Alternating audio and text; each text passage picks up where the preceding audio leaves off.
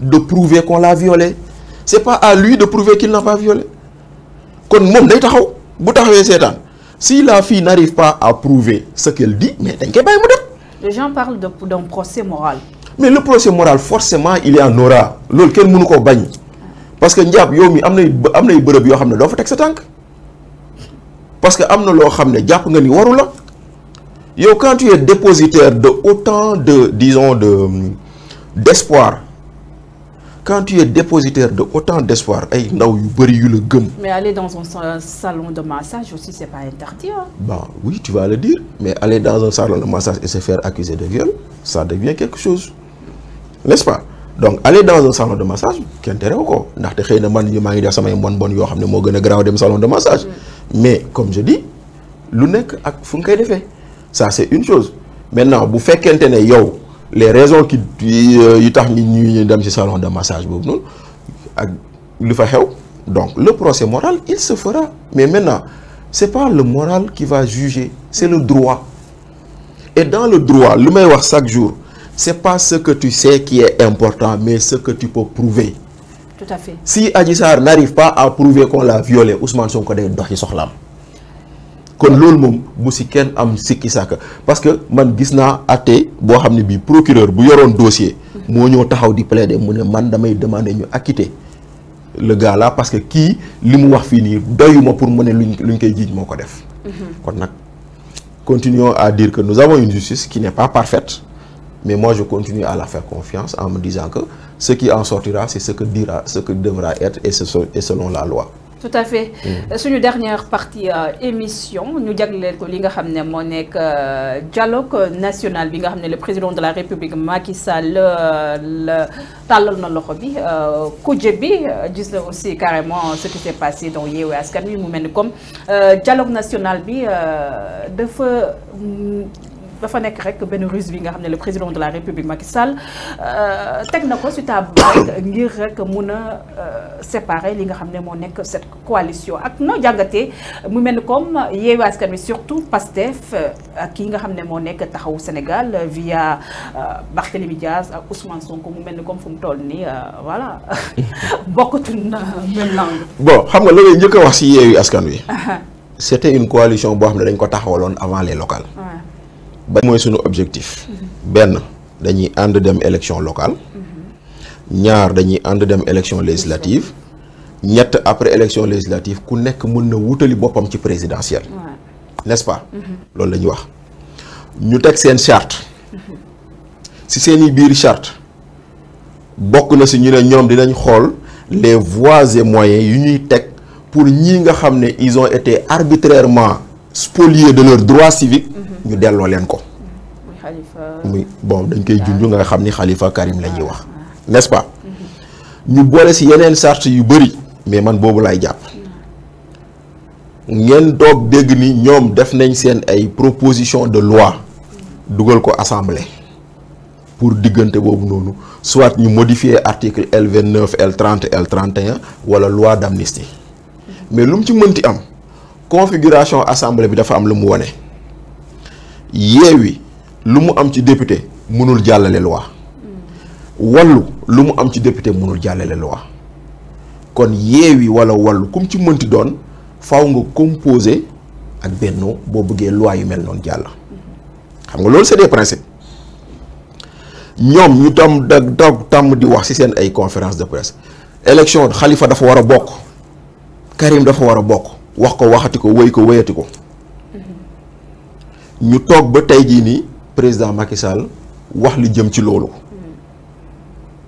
ba mu ko waxee subitement tu te rends compte que ci biir Yewwi on était dans un jeu de dupe c'est quoi le jeu de dupe ñenn ñi lañ doon wax gëmuñu ko woon ndekete ah bu fekkente ne yow da ngaa bëgg Khalifa bokk ak Karim bokk ñu woola ci waxtaan boo xam ne mën na tax loolu am nga ne waxtaan bi waroo fa dem kon ça veut dire que li nga doon woote gëmoo ko. mais est-ce que aussi ñi nga xam ne waxtaan bi waruñoo si mën a dem ku mel ni comme Pastef Déthié Fall ak ñi nga xam ne moo nekk ay Aïda Mbodj ak Malick Gakou ainsi de suite surtout Pastef yi nga xam ne mun nañu wax ne ses lieutenants ak kii di Ousmane Sonko sax mun nañu wax ne fu mu toll nii son inéligibilité sax mun nañu wax ne dafa takk suuf. est-ce que non takk na suuf Ousmane Sonko fu mu toll nii élection yii di ñëw nii bu fekkente ne jugement bii ñu ko daggal barki démb xaw ma bii passé nii bu dee jugement boobu noonu confirmé nañ ko Ousmane Sonko du bokk ci élection yi. ah loolu amul xaw na takk suuf takk na suuf ba pare. waaw loolu mooy benn. ñaareel bi li ngay wax dëgg la. maintenant situation Malick Gakou Déthié Fall Aïda Mbodj Habib Sy Cheikh Tidiane Youm bu PUR ils sont éligibles. ils n'ont pas de problème d'éligibilité. kii am problème éligibilité tey moo gën a soxla dialogue. muy Khalifa ak Karim. te ñoom ñaar ñëpp pare nañ pour dem. mais man boo bëggee dégg-dégg njaab xam nga man lan laa gëm. ñii dañoo dialogué ba pare di ut cosmétique buñ ko habillé. ah oui. déggoo Barthélémy Dias lu mu wax démb. ah moom de. ba muy wax démb lan la wax lu tax yow nga mën a jot sa nga mën a jot émissaire man Macky Sall yónnee ma émissaire ñetti yoon te du ma wuyoo ak moom mais ñetti yoon émissaire ça veut dire que va et vient va et vient va et vient. mais xam nga moom moo jaaxal par rapport. kon ça veut dire que ñoom ñu ngi waxtaan. par rapport ak sortie Barthélémy Dias yi ak tamit même sax Ousmane Sonko même sax bu nommé wul ki nga xam ne mooy Barthélémy Dias mais en fait la politique sénégalaise dans tout ça ces deux personnes yi nga xam ne on les voyait tout le temps ensemble sama doomu ndey finalement. non ça veut dire simplement que dans la politique sénégalaise chacun suit ses intérêts. Khalifa Sall ou l'intérêt de la population. ça arrive en seconde partie. c'est-à-dire que ñoom dañuy mbubboo seen intérêt bopp bëgg ko def intérêt population bi. ok intérêt population bi tant que jubluwul ak seen intérêt duñ ci jàpp. Mais loolu moo fi am jëlal fii politique yi tey jii nii la vie chère là quel est le politique qui porte le combat de la vie chère am na wala amul néew na. mais bu laajee ñu marche pour la vie chère dinañ marche parce que instant boobu noonu intérêt vie chère population yi coïncide na ñoom ak seen intérêt particulier gis nga fii nii man damaa jàpp ni le bloc de taxawu Sénégal dañoo fexewoon dañoo yaakaaroon ni il pouvait imposer un rapport de force au président Macky Sall ñu dem ci Yewwi topp ñi yuuxu di dem mais bañ demee ba gis ni loolu mënul nekk ñu changer de camp ou de fusil d'épaule ñu ne kaa la ñuy dem toog waxtaan fekk na ni ñoom tam waa Yewwi utiliser Khalifa Sall et Karim Wade comme épouvantail loolu moo leen arrangé mais au fond bëgguñu ñoo ñu doon candidat. et ce dialogue mënuñ ko wax aussi c'est une tentative d'isolement pour isoler ki nga xam ne moo nekk le Pastef. non loolu moom amul ma dem te ñëw amul ma dem te ñëw. donc ce dialogue n'a pas de sens aussi. non on peut dire qu'il a un sens pour. le président Macky Sall. pour le président Macky Sall xam nga Macky Sall. il est dans une logique de plus tu divises l'opposition plus je me porte mieux moom loolu mooy logique am da nga koy nangul. mun a dérouler aussi li nga xam ne moo nekk troisième candidature. bon sa troisième candidature man pour man c'est un faux débat. ah oui pourquoi oui c'est un très faux débat parce que pour man damay ree quand les gens parlent de troisième candidature pour deux choses. yàlla dafa def dama bokkoon si ñi nga xam ne 2016. ba ñu indi référendum bi dama ne lii ma gis. bu ñu eggee 2024 dina tax Macky doon candidat. waaw ba ma koy wax ñu ne ma non li ngay wax nii. kon nga jàpp ne Macky Sall a droit à. juridiquement fa laay yem xaaral ma ñëw. léegi demal nga déglu le discours de ñii bëggoon ñu voter non à ce référendum. il vous disait bu ngeen joxee Macky Sall oui bi 2024 il sera candidat. nga déglu waa APR. ñu naan ñu Macky Sall mandat bii mu am ci 2012 dañ koy wàññi. et la parole du président de la République. fa laa jëm à commencer par Macky Sall. mu dem toog jàkkaarloog Serigne Cheikh Sidi Mokhtar jàkkaarloog ay kilifa diine nee leen waxi mandat damaa bëgg mu jeex fii. comme nag damaa bëgg mu jeex fii moo tax ma indi constitution bi bu ngeen ma falee bii mooy sama premier mandat 2019 bu ma fi yàlla bàyyi bu ma gañewaatee ma pare ma dem sama yoon. mu dem ba bind ko ci livre. au moment où j'entame mon second et dernier mandat. mais ba mu koy wax terewul ñenn ñu ngi ko doon naan yow li ngay wax ni yaa koy wax rek mais constitution bi waxul loolu kon problème bi fu mu toll nii il est juridique il est politique il est éthique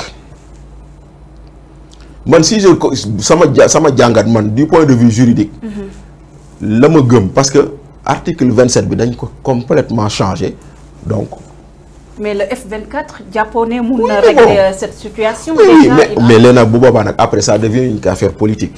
Moi, c'est une question de rapport de force. Est-ce que avec cette manifestation, on verra, on va voir qu'est-ce que ça donne. C'est leur première grande manifestation. C'est la manifestation de demain. Vous autorisé parce que bataille de Gougoumandar autorisé ou pas. Autorisé c'est là où on saura est-ce qu'ils ont cette grande force et capacité de mobilisation ou non. Ça peut nous donner une indication sur les jours et mois à venir. Maintenant, l'ONU, c'est une chose. Maintenant, moi, au-delà de l'aspect juridique, ils vous disent cadeau. Mon président, donc on n'est plus dans le juridique, on est dans le moral. Mais sauf que, il y a le conseil constitutionnel. Moi, je tombe sur la question morale.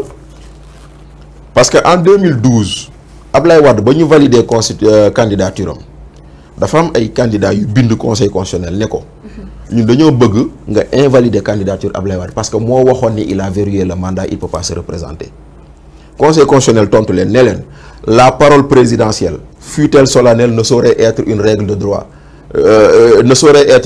n'a pas de valeur juridique si elle n'est pas traduite en règle de droit. Madame conseil constitutionnel dafa ne waxi président du constitution. Kon bo sukkandiko ci jurisprudence bobu que Macky Sall bind ko fukki yoon conseil constitutionnel considéré wul lolu. Kon nak maintenant on peut débattre sur le côté moral, mais si on doit y débattre, débattons-en pour tout le monde. Pour ceux qui nous avaient dit Macky mënul nek candidat, tétay néna Macky nek na candidat. Pour ceux qui nous avaient dit la candidature de Macky est valable et qui veulent aujourd'hui nous dire que la candidature n'est pas valable. Merci Bassirou Fofana, Yann Ekon m'a invité pour les 52 minutes de Diap. Ça a été un plaisir de vous recevoir sur ce plateau. Le mot de la fin. Waaw xana sante le gërëm la ci invitation bi, gërëm la bu baax, gërëm wa studio bi ñu doon ki, gërëm internet yu doon interagir ak ñun. Di leen ñaanal jàmm di ko ñaanal réew mi di ñaan lépp lu ñu fi wax loo xam ne lii jàpp nañ ni kàddu yi rafet la ñu sante ko suñu borom noonu la ñuy wax et lépp koo xam ne ci gis na si suñu kàddu yi ñu wax loo xam ne rafetlu ko